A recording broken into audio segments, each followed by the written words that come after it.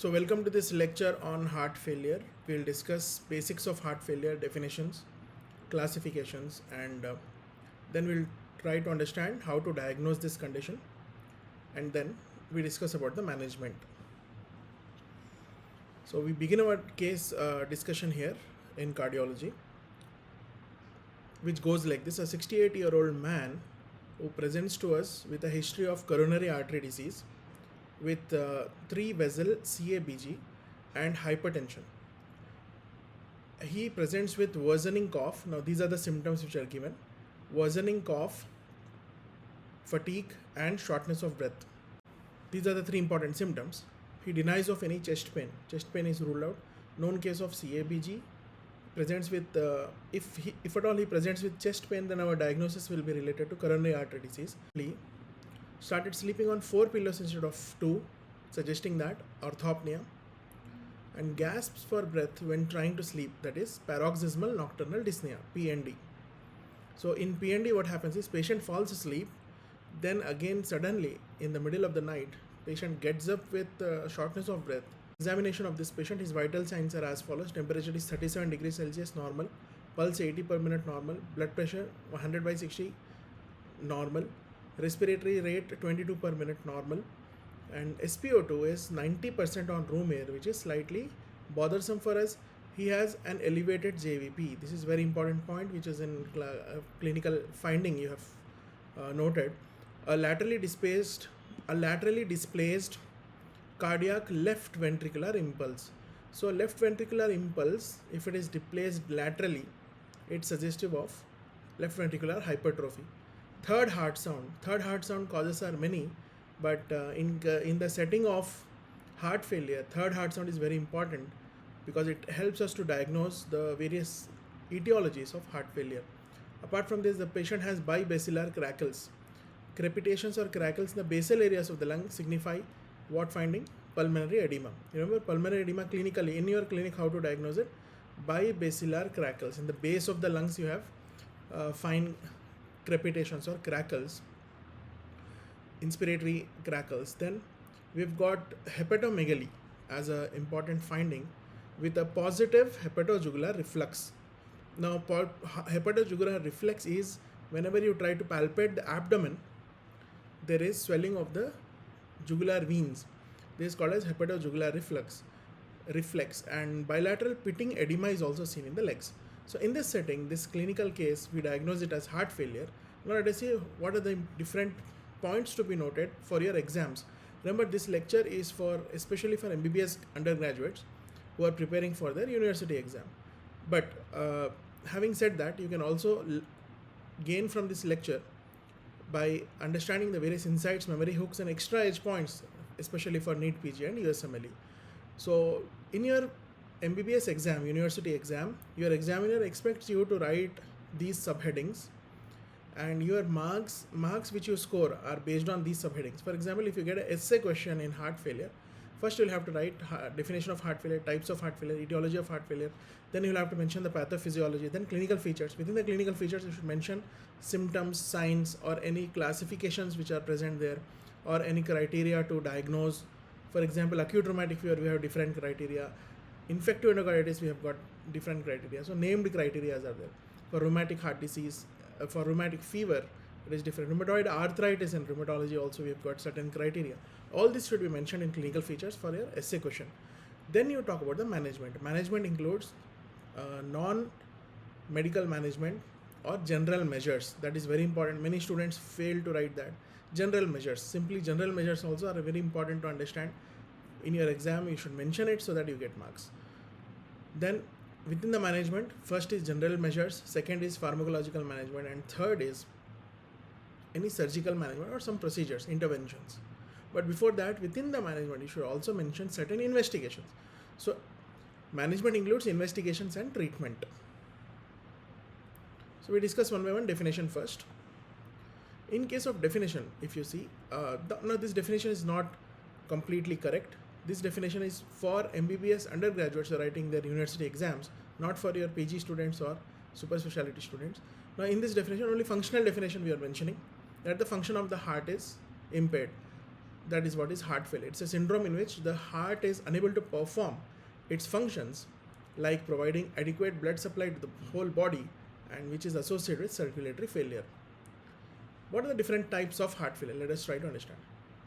Harrison's 21st edition will tell us that we've got heart failure with reduced ejection fraction. REF stands for reduced ejection fraction, wherein the ejection fraction EF measured by 2D echo is a parameter to classify heart failure nowadays. So reduced matlab kitna reduced? How much is the reduced?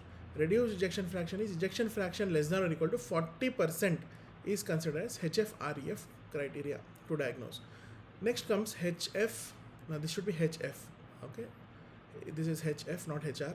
So HF-PEF. Heart failure with preserved ejection fraction is more than 50% ejection fraction. Reduced is less than 40. Preserved is more than 50. Now you may ask me, sir, what about if patient presents with symptoms of heart failure and signs of heart failure, and 2D echo is showing ejection fraction in between 41 to 49%. For such cases, between 40 to 50% ejection fraction, you call it HF-MREF, that is moderately reduced ejection fraction. Heart failure with moderately reduced ejection fraction. Next comes one more important diagnosis, heart failure with recovered, REC means recovered ejection fraction. Recovered means patient previously had reduced ejection fraction less than 40%. After your treatment, patient has regained the ejection fraction more than 50%. You are calling it as a heart failure with recovered ejection fraction. To diagnose heart failure with recovered ejection fraction, remember the primary criteria is patient should have reduced ejection fraction previously, past history. So these are all the 4 important types of heart failure mentioned in Harrison's. Remember, there are other terminologies which are outdated nowadays. Still some textbooks are using it, but you should not mention it in your exam. Even if you mention it as an outdated terminology. What are these? Left-sided heart failure, right-sided heart failure, decompensated heart failure, forward heart failure, backward heart failure, systolic failure, and diastolic failure. So these are the terminologies which were used previously to understand the pathophysiology better, but nowadays they are not used for diagnosis of the disease, right? Next comes the etiology. Let us now try to understand etiology. Now from here, your main learning starts. First, you should understand etiology, various types you should write in exam. Then you should mention and understand pathophysiology properly. If you understand pathophysiology, then you will be able to understand the clinical features and also management. So etiology we discuss, we begin our discussion. These are the only selected causes of heart failure. So this table from Harrison says that it is only selected cause of heart, not complete all causes we cannot discuss here per view of this lecture. So selected causes include first heart failure with reduced ejection fraction. Reduced ejection fraction common causes are number 1 coronary artery disease, myocardial infarction and myocardial ischemia, most common cause of reduced ejection fraction. Remember, apart from this, valvular heart diseases, mitral or tricuspid regurgitation. So AS, AR, MR and TR. The congenital heart disease, for example, intracardiac shunts. Any form of right to left or left to right shunt may result in heart failure with reduced ejection fraction. Next comes the repeat defects. Next comes the systemic right ventricular failure. All these are as a part of congenital heart disease can cause HF-REF. Next comes the infections. What are the infections which are common cause of heart failure? This question came in previous NEET PG exam. It is Chagas disease. Previously HIV was very common, but nowadays Chagas disease is a important diagnosis here. Next comes the non-ischemic cardiomyopathy, infiltrative disorders, familial disorders, and tachycardia induced non-ischemic cardiomyopathy is also an important cause of heart failure with reduced ejection fraction. Next comes the toxic cardiomyopathy. Very common cases that come in our hospital, Lismania and all. Common cases of patient is on chemotherapy and he presents with heart failure. Which type of heart failure is it? It is reduced ejection fraction. Chemotherapy, especially like doxorubicin, daunorubicin, those type of chemotherapy that is started for Hodgkin's lymphoma or some other solid malignancies. Immunotherapy also, patient is on immunotherapy started by a rheumatologist, suddenly presents with heart failure, he is sent to your hospital. Then comes the hydroxychloroquine, can also cause HCQS. Remember in COVID we have given every patient we have given HCQS because of QT interval prolongation. Patient developed heart failure later on.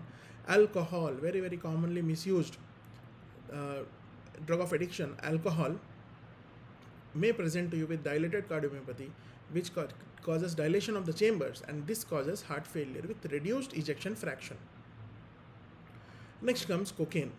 Cocaine also very very common nowadays as a part of drug addicts who presents to you with heart failure, recent onset heart failure in a young patient without any previous comorbidities. You should always rule out cocaine abuse.